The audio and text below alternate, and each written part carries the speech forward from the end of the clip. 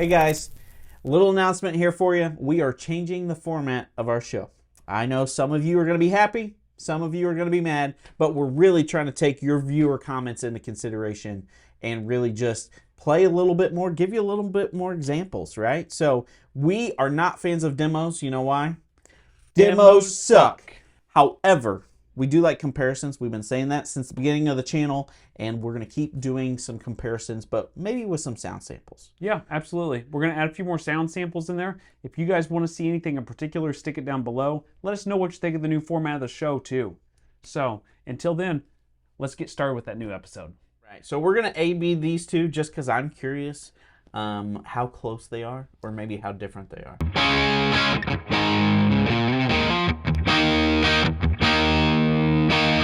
Hey guys, welcome to the new format of Tone Bros. My name's Casey. And I'm Colin. We're going to get started today with our current topic, which has to do with the BOSS RT-2. RT-Dose. RT-2. So, new rotary pedal from BOSS. You know what it is? The R2-D2. No. It's from Star Wars. I know what it's from. I'm aware. Yeah. I didn't know if you were in the loop. Yeah, I've heard of Star Wars before. I didn't know if you seriously watched it. Yeah. I've never seen all the Lord of the Rings. I've never seen all the Star Wars movies, but I've seen pieces of them. Okay. You know. Anyway. I didn't know if you knew BOSS RT-2. RT-2? Yeah. D2? That's what it is. Yeah. It doesn't talk back, though. It's got the lights, though. It doesn't go, ah! Does it do that? Yeah, you'll have to put that clip in there or else I sound like a crazy person. I'm not going to put it in there. I'm just going to repeat it. So, new BOSS rotary pedal, which looks pretty awesome. Yeah. So it's still got the thing in the center. It's a compact series. It's still got the little lights in the center. Red for like the horn and blue for the... They've got the two different lights for the two different speakers, basically. Yeah. Looks awesome. It's got dual output stereo outputs. It's got a remote switch where you can add a 2-button foot switch to it. Or you can use like a volume, or not volume, an expression pedal. Right. To control the speed and things. And then also it's got a hold function where if you hold it, it either ramps up or ramps down, going from slow to fast. Yeah, and you can change that where you just tap it too. Oh, I did not see that. Yeah, and you hold it to turn it on or off. You can change that up. Oh, that's cool. Yeah. Okay, so what's your thoughts? So for a BOSS pedal, this is pretty pricey. You know, I thought that too when I first saw it. It was like $239. Yeah, but here's the thing. Everybody else is around there. I mean, look at the Strymon Lex. Well, they're like at $300, right? Yeah. I compared, so whenever I first saw it, I thought $239. That's pretty expensive for a BOSS compact pedal. Yeah. And I was like, but wait a minute. I haven't bought like a BOSS compact, I guess I bought an IR2 last year. And that was $200. Okay. And I was thinking to myself, I was like, what are these pedals going for these days? And of course you can find DS1s and cheap, stuff pretty inexpensive. Yeah. But if you go and look at the Waza stuff, it's all over $200. Really? Yeah. Okay. Yeah, they're in the like $200, $250 range for a lot of those pedals like that. So it's honestly... I haven't bought a BOSS pedal in a while, so... You know what? This pedal makes me want to buy one. Dude, this is a great pedal. I think this has made me forget about the Lex. Because I really wanted one. It's got 3 different mode switches. On each, on like a little toggle the vintage. 2 is supposed to be like a wider spectrum, better with gain. Yes. And 3 is kind of just a different take. And it's got the drive and stuff in the third one, I believe. Well, I mean, you can do drive in any of them, but it's more drive. Yeah, okay. More drive, I should say, yeah. And then I guess there's a little switch on the back of the pedal that adjusts the ramp speed. So how quickly it ramps up and how slowly it ramps up. Slow or fast. So it's either immediate or it takes a little bit. Yeah. So. I don't know. It makes you forget about the Lex. Yeah. I don't... Well, it's simpler. Like, the Lex has almost too many knobs. Then you got, like, I think... mic placements on there. I could be wrong about that. I think you might be right. Something like that. But like there's a lot of sub features and like I'm a simple guy. Yeah. I just want something simple that sounds great. The BOSS would do it. It's got a cool LED. It's more compact than the Lex. Yeah. A little bit because it's got side jacks. So not that much. I don't know. To me, it's a little more compact. Okay. I like the BOSS pedals too. It's going to hold up forever. Yep. It's going to be a tough pedal. So, I mean, I feel like BOSS is the way to go. But, in saying all that, you also just said you haven't bought a BOSS pedal in a long time. No, but I would with this. This is the game changer, huh? I think so. You know what? Here's the thing. I've realized I need to take more stock in the BOSS pedals because I bought the DS1 and then I just said forget them. Yeah. But I think I need a blues driver Yep. I need this RT-2. Yep. And I think an OD-3. Okay. As in Boss pedals. You know why an OD-3? Tell me. That's kind of like the original basis for the Clark Gainster. Really? You didn't know that? I did not know that. Boom. Taught them something today, guys. Wow. Yeah, the OD-3 was like the beginning point of the Clark Gainster. Yeah. Oh, we know it probably got tweaked so much it's completely. Oh, yeah, different. but like, you know, that's kind of the starting point. That's interesting. Yeah. Because the Gainster's great sounding. Yeah. You know, I really want to check out the SD3. That's that dual delay. They've gotten a little black package. It's like an SD3000. Yeah, no. I don't care about digital. I want to check that guy out. That's the newest Boss pedal, other than this one, that is really interesting to me. I mean, the Space Echo thing was cool. Yeah, Space Echo thing's really cool, but I didn't like the compact one because it didn't have like the tape age and all that stuff on there. Well, you had to get the big one for that. They had to cram so much into that compact. Yeah, I'm not beating them up on it. Yeah, but it's just the fact of if I was going to get that, I would want the big one. And then by the time you get the big one, I'm like, well, do I want to dedicate that much space to one delay? This is kind of on topic, off topic. Do you think Boss would sell a lot of these pedals if they made it was a delay that had like a DD3 and you flip a switch and it's a DM2? That's the analog. Isn't that the DD8? Yeah, that's the DD8. It's got the little rotary knob and you can change what type of delay it is. Crap. Yeah. I hate it when you're right. Yeah, it used to be the DD6, and then I thought I had this great idea. No, I think it's even got like a small little looper or freeze function or something on there. Those DD8 got a bunch. And that's another one that's like $239, something like that. It's in that kind of price range. Those pedals are so good. Yeah, so good. That's an underrated pedal because for that small little compact format, you get so many sounds, and they're all really good. You forget how good Boss is. Like it's kind of the staple. And then everyone's like, oh, I want to go boutique. Yeah. But then something like the RT-2 comes out, and then you're like, oh, yeah. Yep. They're pretty much the best. This is why they're the kings. It's why, like, honestly, you just have a Boss pedal board, you're fine. Yeah. That's what Joe Walsh did. I mean, he just had a pile full of Boss pedals. And apparently a dispatch master. You know, Boss is synonymous with touring musicians, too, because they're found everywhere. Oh, yeah. If one goes out, you can find another Boss DD3, whatever you've got, one of their Tremlos, TR2s or something, you can find one anywhere. Right. But if you've got some wild boutique pedal that, you know, has got special MIDI sequencing and all these different things in it, which, not taking anything from it, but it's much harder to replace. Right. And they're tough. They are rugged. You know, like you said, you could throw one anywhere, pick it back up, and it's probably going to work. Yeah, the cool thing about it, too, is, you know, Boss is going to be, like, if you're going to sell it, someone's going to buy that. Yeah. You know what I mean? It's a Boss pedal. You're not going to be waiting 6 months for someone to buy it. Yeah. It's a cool pedal. I think it's really great. I did listen to some of the demos. We all know demos suck. But I thought the sounds were really good. I thought they were maybe a little less strident, like less like upfront rotary sound in your face. So I think that's the mode 1.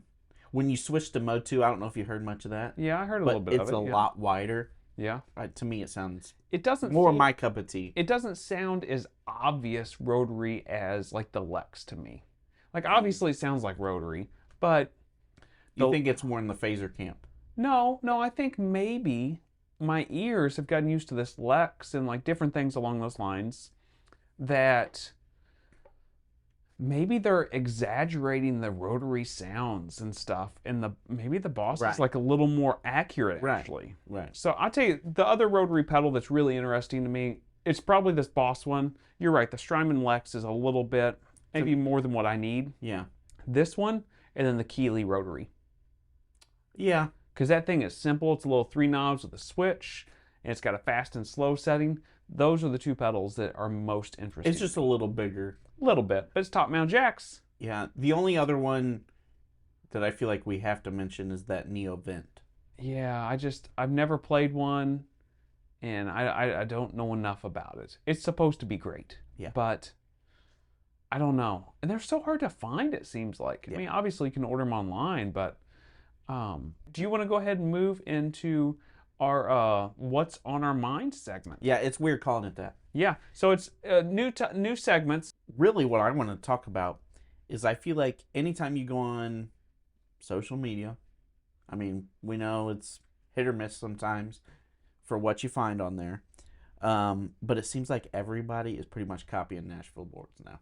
At least my feed.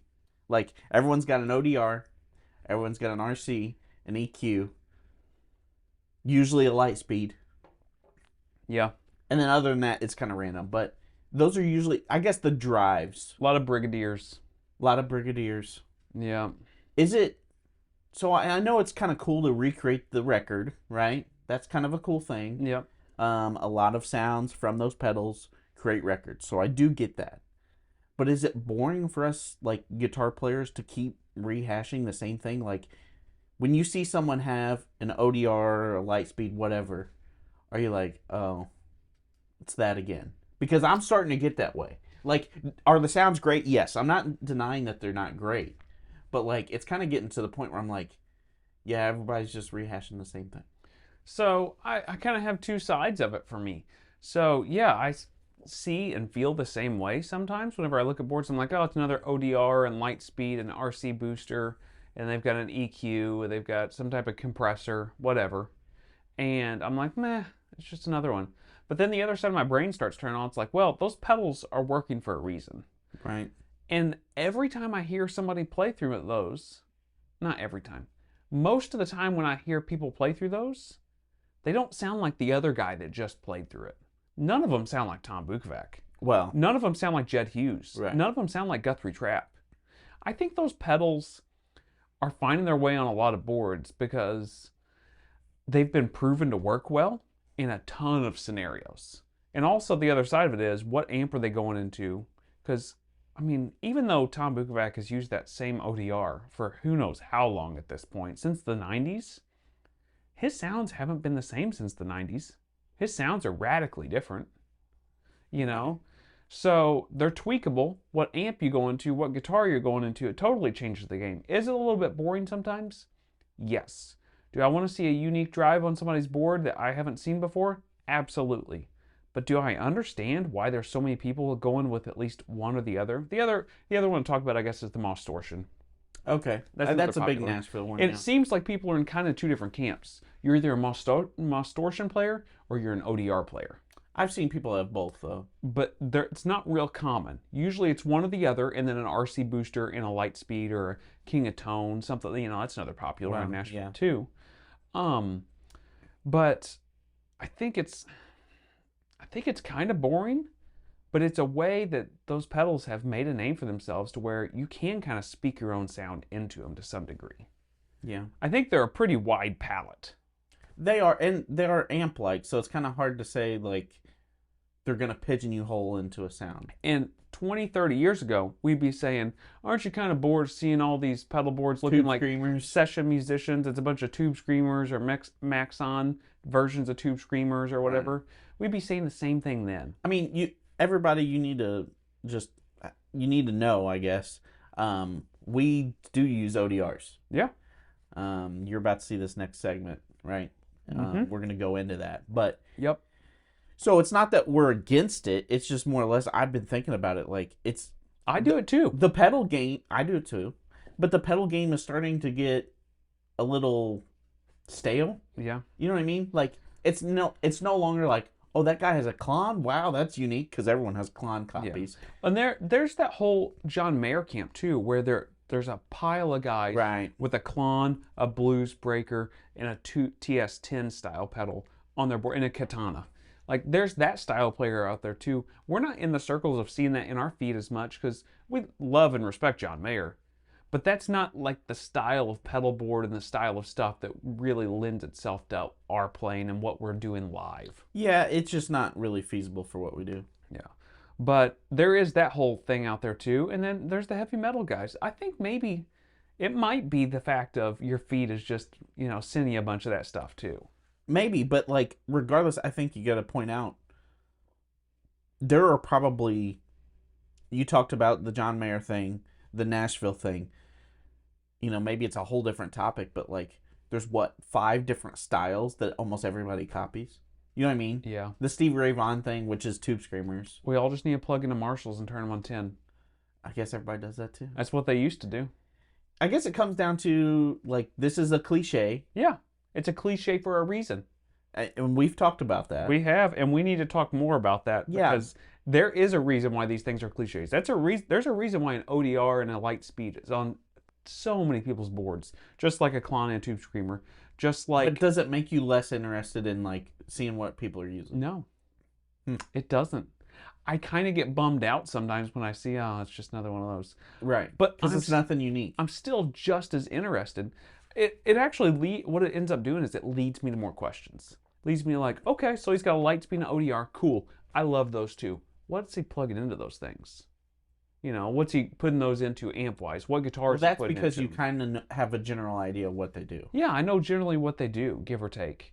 You know, and a lot of times those guys will have like one kind of off-the-wall pedal. They'll have that Scarab Deluxe fuzz that Rob McNally loves. Tom Bukovac loves using Rats and things like that. Jed Hughes loves using a Clark Gainster. We were just talking about that. You know, so they will have like some odd and ends kind of things that are unique to them. I think that's a point that we need to make too, is that, yes, the basis of what they have is like the Nashville thing. The standard 3 or 4 pedals. pedals. They have like 1 or 2 pedals that makes them... unique. Bring something out, or they can push into them or put them on the other side, and it totally changes the game. Yeah. So I think the trick is to have a little different spice and flavor to it. But it is, I understand what you're saying. I'm curious if you guys get sick of seeing the same things in your feed all the time, no matter if you're metal players, country players, whatever it is. Yeah, this can apply to anybody, you know, all the Klons type, the John Mayer type boards, whatever. Okay, so next segment we are going to move into the best Nobles for the average Joe. Right, and we're talking about local musicians, people who are playing out in your hometown or whatever the case may be, yourself there. We want to help you out. So we got a few Nobles type pedals, and we just kind of want to see how they compare. Because we're not doing demos. No, because demos suck. But we do have a handful of these Nobles pedals that we would love to compare. And there's something to be said about all the different types of Nobles pedals that are out. I know Corey, I think it's Congilio, something like that. He did a shootout with a bunch of like really popular ones.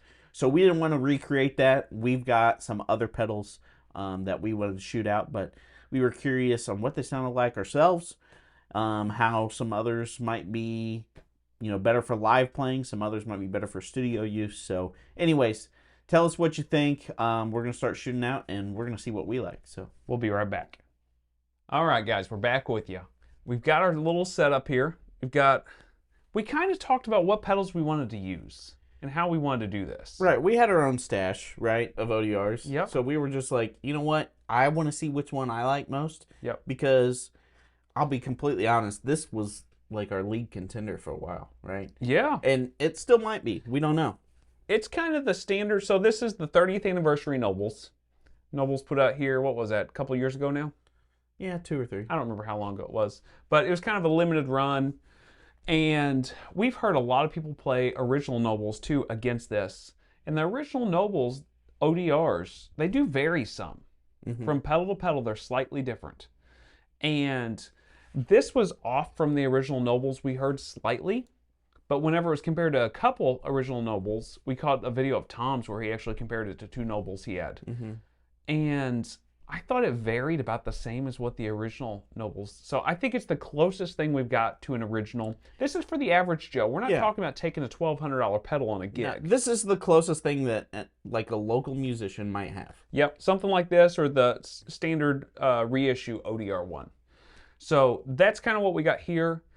And we thought that would be a good basis to start with. Because I think for the last quite a while, couple of years, it's been our favorite. Yeah, for sure. It's been our favorite. Then we've got the Wampler Bell. So Brian Wampler is the king of drives. We talk about that all the time. Yep. And he's basically set up a Noble style pedal here. He's got a couple different clipping options on here. One standard clipping, and I forgot what the other clipping is. I don't know, but all I know is when you push this in, it's a little more compressed. Yeah. So we're going to leave it out for the sake of the video. No, let's play with it. I want to know. Okay. I want to know. Welcome to our hillbilly demo session. That's right, hillbilly demo session. So, and then he added a bass control. This also has a bass control. I'm going to leave both of these bass controls. So this is a bass cut. We'll leave it all the way off. This is a bass control that if you leave it all the way up, it's like a standard Nobels, Brian says. Right. So we're going to do that just for the simplicity of this. And then we'll have standard level, spectrum or tone, and then a drive setting. So we're going into a Fender Deluxe reissue, just a standard reissue. It does have an ET65 speaker in it that's been swapped out. But other than that, it's all standard. Yeah, mic'd with an SM57, volume on the amps about 3. Yeah, and both tones, the treble and bass, are about 5, 5.5, right in there. So we'll get some clean sounds. Then we'll get this ODR Anniversary, which is kind of our basis because it's our favorite of the bunch. As of now, anyway, we're about to really see. Yeah. And then we'll see what we think of it compared to the Bell. So we've got an on-bypass loop switcher here. It's just where we can switch in between A and B. A is going to be on this side. I'll make sure and notate that above in the video. And then B will be this side here. So let's hear some of that clean signal. Okay.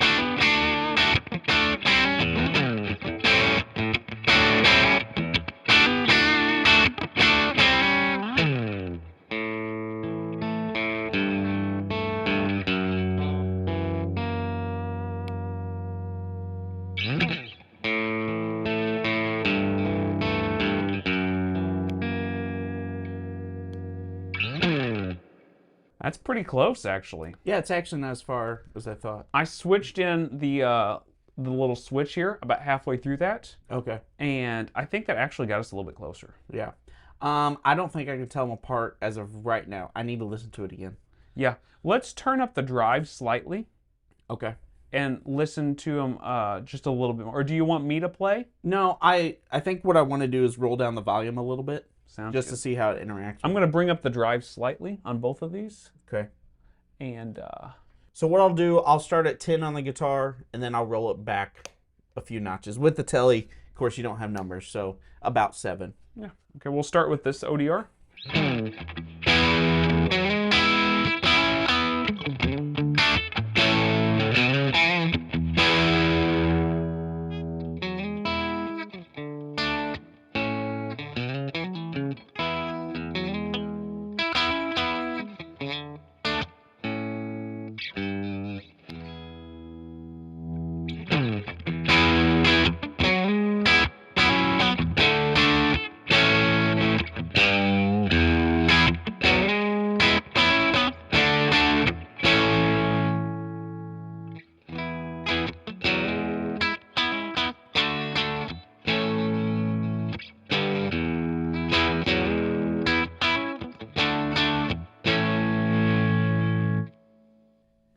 So that told me a lot. Yeah.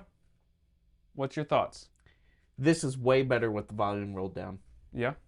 It's more amp-like. I get a little more... Try this one more time. Let me pull this switch back out, okay? Oh, it was in...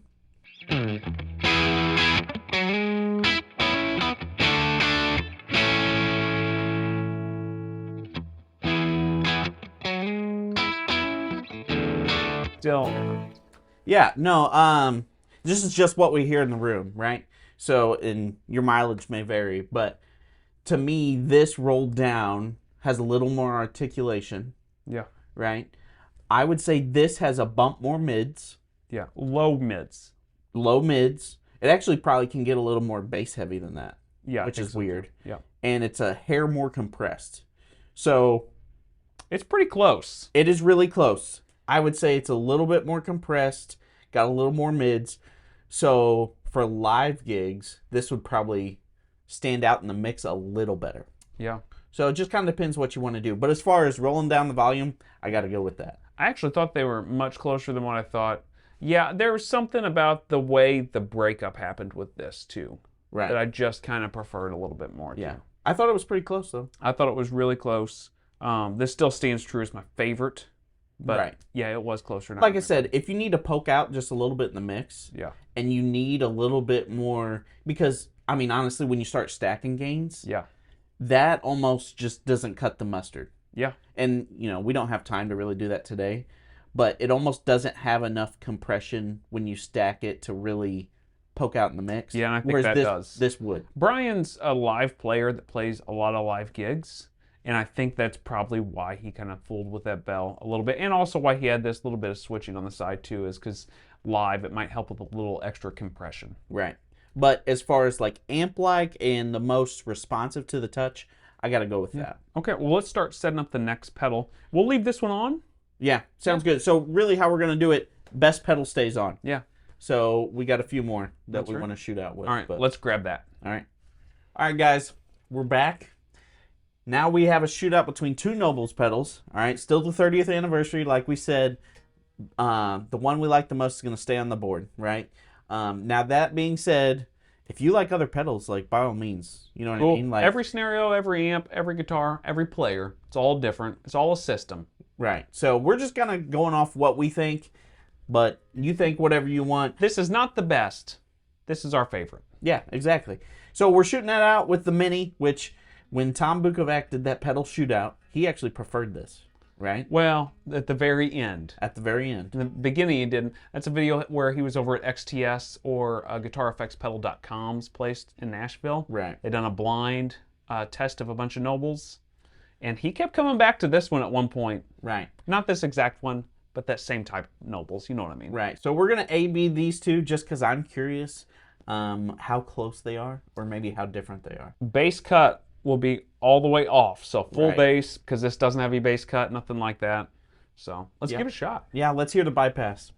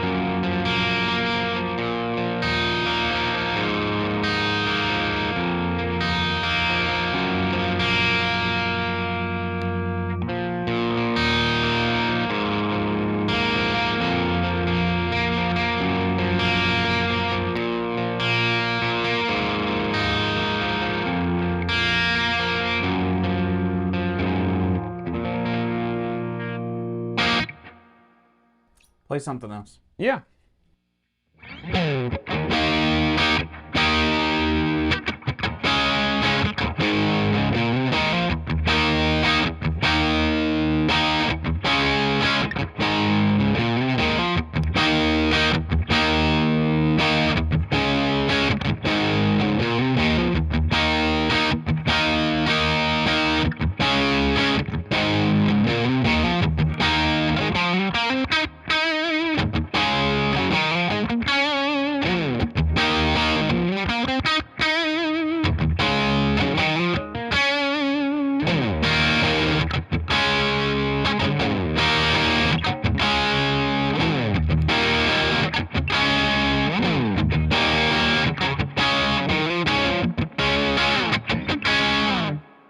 Man, there was something about that right at the very end. Really? Yeah. Okay. Oh, let me just mess with that just a second more.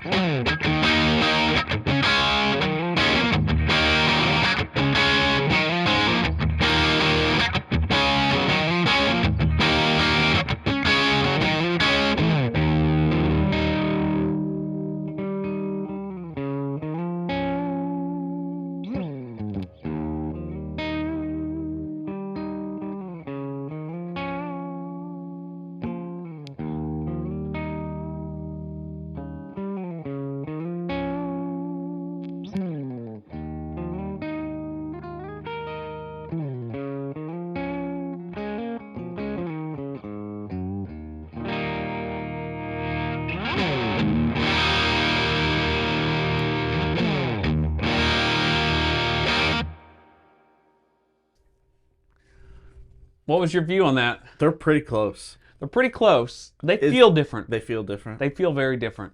Okay. It feels like, yeah, it's kind of, to me, sometimes this mini Nobles would be a little muddy. Yeah. It felt a little muddy to me occasionally. It sounded a little muddy to me.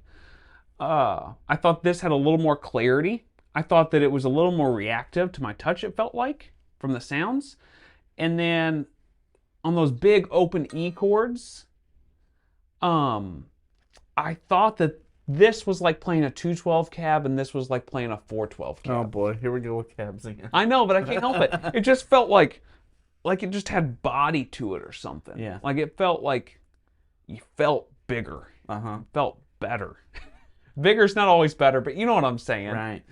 I don't know. There was something about it, and there was something different in the mids in this little mini Nobles, I thought. So, to me, this almost sounded hi-fi. Yeah. That's that clarity I'm talking about. And this kind of sounded like it had the low-end chug. Yeah. You know what I mean? Like, it almost sounded spongier. Yeah. Right? The attack didn't seem as immediate. Yeah. And maybe that's what I'm talking about, 212 versus 412 cab. That maybe I'm talking more open back, closed back cab. We're going to keep with this cab thing going. Oh, no. Let's hear that. Let me hit some low notes, and let's see if I can hear a little bit more of that, too. Okay. So back to A here. Well, this is our bypass signal. Oh, yeah. Hit that thing.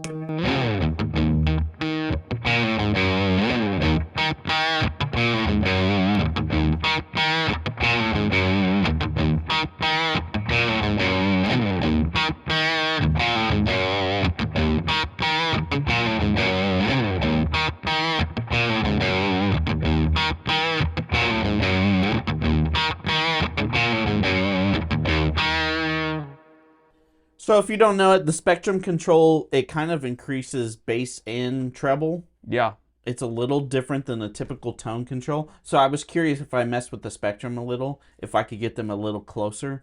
I don't think so. I don't think so. I don't think so. Now, you probably could, but for what we were doing in that moment, I don't think we could get there. Yeah. So, I don't know. To me, this has more low mids. Yep. It doesn't sound as compressed, I feel like, as the Wampler. I agree. But there's a little more compression than this. Right. To me, this is a step closer from the Wampler to this. Yeah, I agree. But I still prefer this. I think me too. Yeah. Not by much, but a little bit. I mean, you're really like... You're splitting hairs. That's it. That's okay. That's what we're doing here. Yeah. This is my favorite, so it stays on. We're just doing comparisons, so I don't know. We're going to keep that one on and keep rolling. So Yeah. Okay. Let's pull up the next pedal. All right. Okay, guys. We're back with you. We've thrown on the Mythos Extra Hot. And this is extra spicy. Extra spicy. Ooh, spicy. So this one... Spicy? I hate when you do that. Why so spicy? Dude, it is so annoying. All right. Anyways, this is Mythos's take. So it's actually based on their Earl King, which was like an ODR. Mythos put it in this pedal. Actually, this was originally for Carter Vintage. This was an exclusive to their website, this color. That being said, apparently this model has a little more boost in the low end. Okay. So other than that, I think the Earl King had more level in it, so that's why the level's down. We'll have to finagle this a little bit. The controls are level, heat, Which is gain. Yeah. And then we've got size and cut for tone controls. So the size we have all the way up because, I mean, Nobles is known for having a lot of bass. And then the cut right now is at noon. Now, I typically have it at like 9 or 10 o'clock. Yeah, we'll play with it. We'll play with all that stuff, and we'll go from there. Let's start with the ODR, the standard ODR, to kind of know where we're starting from. Yeah, but we're going to go with the bypass signal real quick for you. Yep.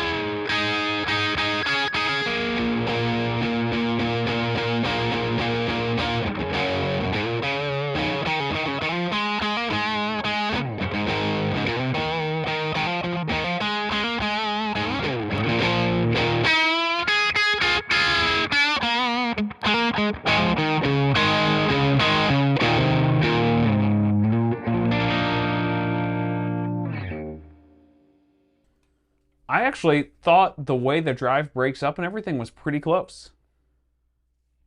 Yeah. This is, I think, a bit more compressed. Slightly, not much. I know you didn't want me to use neck pickup, but I want to use neck pickup. Use it then. Okay, and I'm going to roll the volume down to about 7. Okay.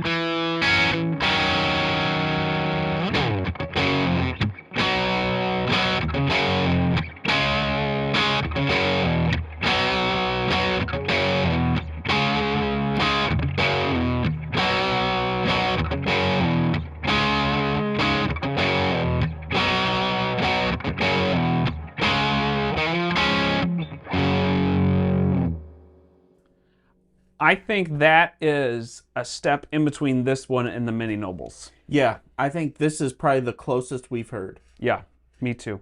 There's something about the clarity still of this one that one doesn't have. I want to turn up the drives like just a little bit. Yeah, let's turn them up quite a bit. Let's turn them up to like 1, 2 o'clock, which for Nobles, that's a little more than normal. Right. Okay, so let's get start with this anniversary. Okay.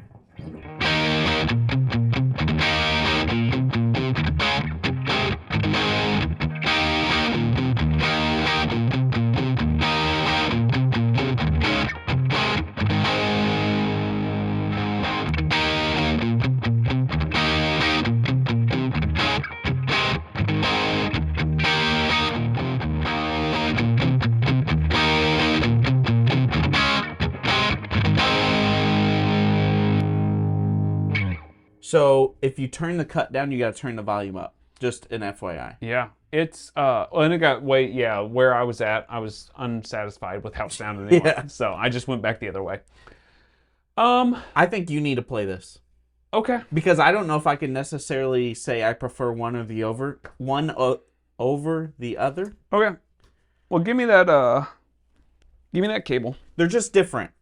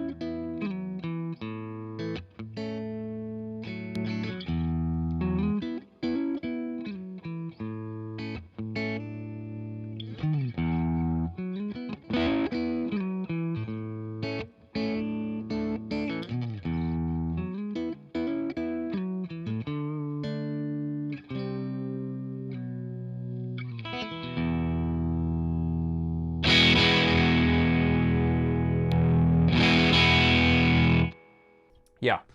So it's really close. I think this one has a little higher fidelity sound to me. I could hear more treble. Yeah. I could hear a little more mids. Yeah. I would not be upset having either one. I would be very happy having either pedal.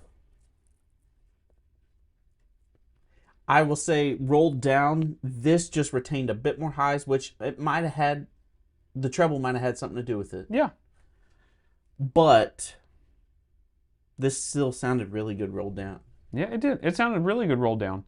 I definitely prefer this one. Yeah. I do, personally. Me, personally. Right. That doesn't mean you have to. I guess we can stick 2 on one side if we need to. This, to me, the drive sounded a little less grainy. Yeah. That's had some grittiness, and I know that's like minute things. Yeah. Like this had almost some grind to it. Yep. Like raspiness. Yep. And this was a little smoother. Yeah. Yep, I agree. But boy, it's close. It's really close. I would say this is the closest one so far. Yeah. I still prefer this one. I think I do too. You're having a hard time with it. Yeah, I think really if it's live, I'm going to choose this. Yeah. Because... Well, you got a boost on one side too. We haven't even talked about that. We're not using the boost side at all. We're not using that. But it has a little bit more mid-push. Sometimes, like, I don't know, you just need that little extra kick. Yep, I agree. I don't know. Need that little extra hot. You need the extra heat. Yeah. Extra heat. Let me tell you what. Zach done it right with that one.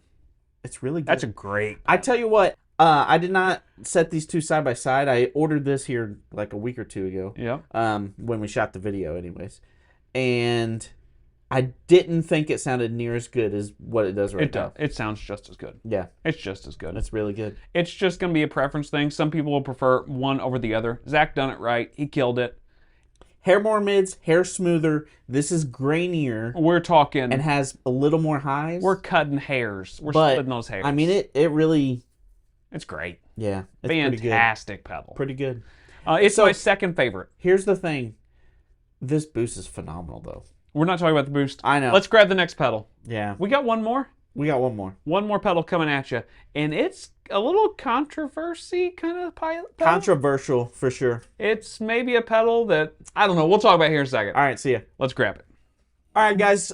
We are back. Something we totally forgot to mention. Casey, what guitars have we played through today? Oh, yeah. We've played through a one of the Wildwood Custom Shop, Relic Ready. 59 reissues. Yeah, that's the Telly. That's by the way. Telly. And then we've got a 58 reissue Les Paul. It's an R8 from 2016-ish. Yeah, around there. Right around the time the Les Pauls started, like, their custom shop started improving a little bit. Yeah. So not that they were ever bad, but there was a time where they got a little more accurate. Yeah, around 14, not ideal. 14, 15. But we've got the standard Nobles we've been playing here, this 30th anniversary, which barely stayed on last round. It was close. And we've got the Visual Sound home plate looking open road. You know, Casey, careful touching it. You got this used, and I gotta say this looks pretty rough. you know what? You know why it's rough? Why? It's because whoever used it must use the crap out of it because it's a great pedal. I was about to say this switch. If you've seen the videos, yeah, it can take like 1,000,000 stops. That's what they say. So Ford Thurston, I got led onto this and tipped off with this by Ford Thurston. The brightest hands in the Nashville. That's what they say. East Nashville, Tennessee. So he said, and I've heard Ask Zach from Zach. He was working at Visual Sound at the time. He said that this is an ODR copy that Visual Sound made in the early 2000s. And Ford Thurston swears it's the closest thing and basically an exact copy of an ODR. John Bollinger for Premier Guitars, it's his main overdrive. His #1 overdrive. Man, this thing looks weird, but you know what? If it sounds good, who cares? I've not heard it. You loved your Angry Fuzz. Oh, that Angry Fuzz with the little octave. Oh, that was so good. I should have never sold that. So I've only stuck this next to, I've only put it on my board. I've never stuck it next to an ODR style pedal. So I don't know how close it is. Right. But it's supposed to be an ODR. Yeah, there's some videos out there with them comparing this, I think, to original. Or maybe it's like one of the new green ones. I don't remember. I think it's supposed to have a little more bass than what you expect. But let's find out. Don't they all? Let's find out. All right, here's the bypass.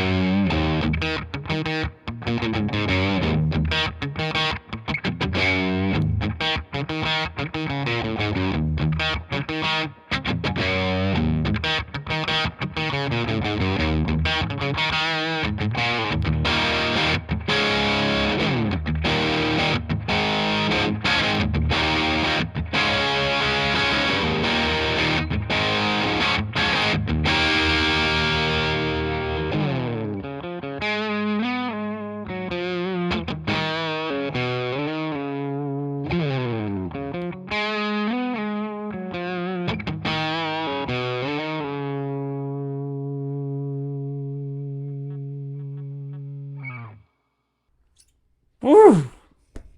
Splitting hairs. It's splitting hairs. That's close. You need to play this thing. Do you want the Telly or the Les Paul? Give me the Telly. Okay, let's do it. Hot.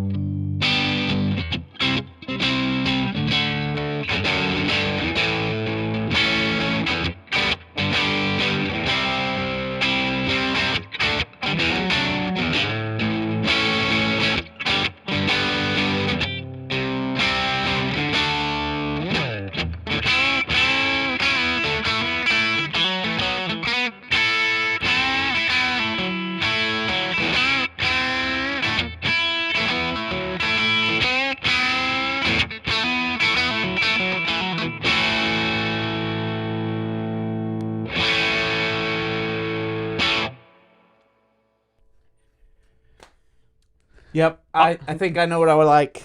I like this more. Yeah. This does have a touch more bass. Yep. I didn't hear more compression. I didn't hear more compression either. I heard a tad more bass. I don't know how to describe it, but the chords felt more open. It's because it's the open road. Oh, got him! Yeah, I think I might agree. I think I might like it more. I preferred this more. Okay, here's something that you all need to know. This volume... They're not all like that. This pedal's on its last leg. We know that. That's true. This is maybe like... It's kind of warmed in, you know? Yeah, it's just broken in a little bit. But the volume is freaking loud. Yeah. It is so loud. Yep. Something that we didn't do, I don't know if you noticed, but the drive is up quite a bit on this versus this to equal out. Yeah, let's bring this drive down, see if we can match it a little bit. Well, I wasn't even just going to say that. Like, what does this sound like with the drives all the way up? Like on both of them? Yep. Oh, let's find out. I'm just curious. Crank it up. Turn it up. Turn it up.